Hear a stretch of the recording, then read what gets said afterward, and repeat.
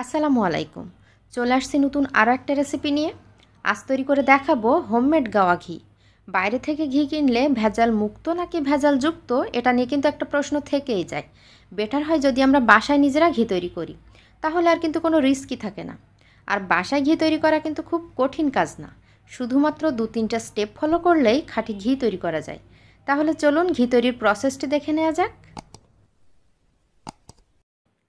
ঘি তৈরি করতে লাগে বাটার বা মাখন, আর মাখন তৈরি করতে লাগে দুধের স্বর। আর এজন্য অবশ্যই খাঁটি গরুর দুধ লাগবে। এখানে আমি 1 লিটার দুধ জাল করে নিচ্ছি। ওয়েট করতে হবে বলক ওঠা পর্যন্ত। চুলার ফ্লেমটা কিন্তু মিডিয়ামেই আছে।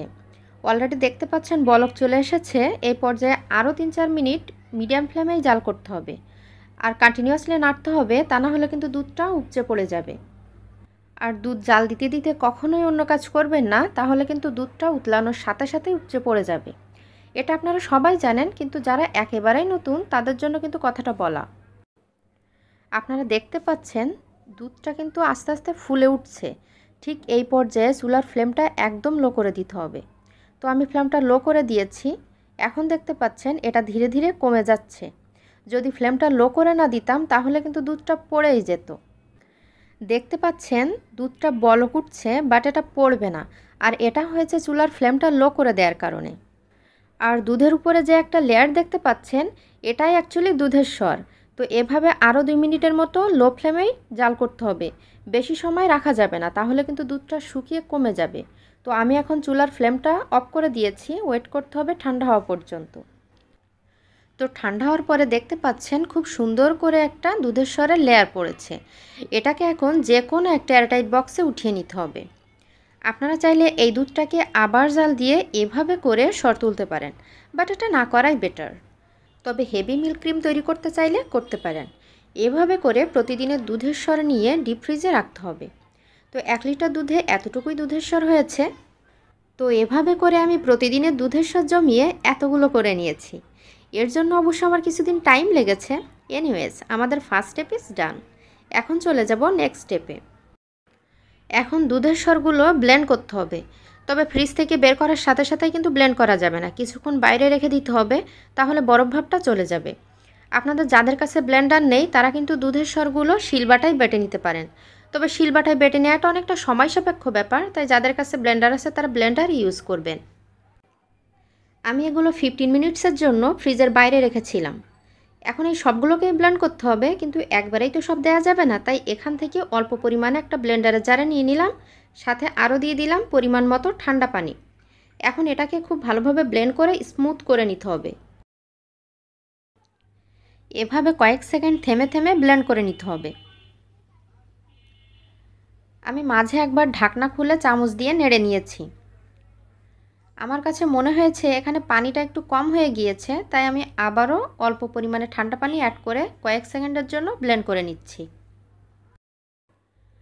আমার ব্লেন্ড করা হয়ে গিয়েছে। এখন এটাকে একটা স্ট্রেনারে করে এভাবে ছেঁকে নিতে হবে। স্ট্রেনারটা এভাবে একদিকে কাত করে পানিটাকে ঝরিয়ে ফেলতে হবে। কোনোভাবেই চেপে চেপে ছেঁকে নেওয়া যাবে না। আর নিচে যে মিল্কটা দেখতে পাচ্ছেন, এটাই কিন্তু বাটার মিল্ক। এটা খাওয়া যায়, বাট আমি খাবো না, কারণ এটা অনেক দিন ফ্রিজে ছিল। অল্প কয়েকদিনের দুধের স্বর হলে খাওয়া যেত। একটা বলে পরিমাণ মতো ফ্রিজের ঠান্ডা পানি নিয়ে বাটারগুলো নিয়ে নিয়েছি। আপনারা চাইলে স্ট্রেনারে করে না ছেঁকে সরাসরি ব্লেন্ডারের জার থেকে বাটারগুলো এই বলে নিতে পারেন। এখন বাটারগুলো ধুয়ে নিতে হবে।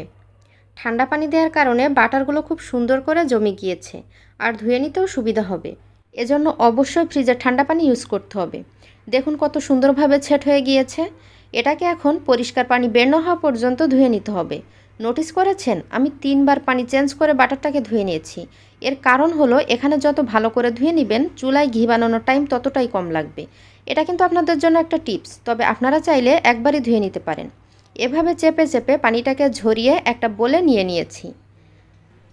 তো এভাবে করে দুধের স্বরগুলো দিয়ে এই বাটারগুলো তৈরি করে নিয়েছি। আর বাটারের কালার কতটা সুন্দর হয়েছে সেটা আপনারা দেখতেই পাচ্ছেন। এটাই হলো 100% পিওর আনসল্টেড বাটার। একটা এয়ারটাইট বক্সে নিয়ে ডিপ ফ্রিজে আপনারা এগুলো প্রিজার্ভ করতে পারেন, বিভিন্ন রেসিপিতে ইউজ করতে পারেন। তো আমাদের সেকেন্ড স্টেপও কিন্তু ডান, আর বাকি আছে লাস্ট অন। এখন এগুলো জাল দিয়ে ঘি তৈরি করতে হবে, এজন্য একটা প্যানে নিয়ে নিচ্ছি। এখন চুলাটা জ্বালিয়ে দিয়েছি, দেখতে পাচ্ছেন তাপ লাগার সাথে সাথে বাটারটা মেল্ট হতে শুরু করেছে। চুলার ফ্লেমটা কিন্তু মিডিয়াম টু লোতেই থাকবে, কোনোভাবেই হাই হিটে জাল দেওয়া যাবে না, তাহলে কিন্তু নিচ থেকে পুড়ে যাবে। এভাবে মাঝে মধ্যে নেড়ে দিতে হবে। অলরেডি বাটার পুরাটাই মেল্ট হয়ে গিয়েছে আর কালারটাও খুব চমৎকার হয়েছে। অল্প কিছুক্ষণের মধ্যে বলক চলে এসেছে আর কালারও কিছুটা চেঞ্জ হয়ে গিয়েছে, অনেকটা ঘিও হয়ে গিয়েছে দেখতে পাচ্ছেন।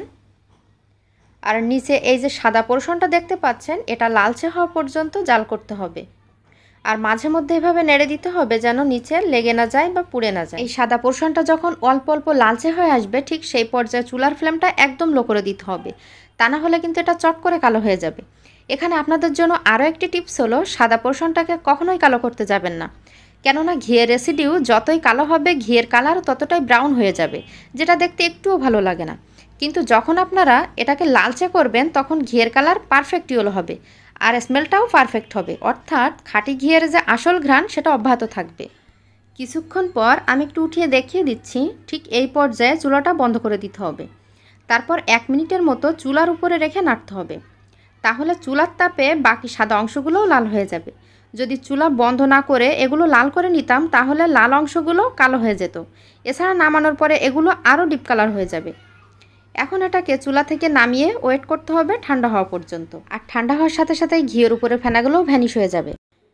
ঘিয়ের কালারটা মাশাআল্লাহ অনেক সুন্দর হয়েছে, এটা আপনারা দেখতেই পাচ্ছেন। এখন এই ঘিটাকে আমি এই মেজারমেন্ট জগে ঢেলে নেব, কতটা হয়েছে এটা দেখার জন্য। এরকম একটা ছাঁকনি দিয়ে ছেঁকে নিতে হবে। আর ছাঁকনিটা দেখতে পাচ্ছেন খুবই ঘন ছিদ্রযুক্ত, ঘিয়ের কোনো প্রকার রেসিডিউ এর মধ্যে পড়বে না। তো আমি ঘিটাকে ছেঁকে নিচ্ছি।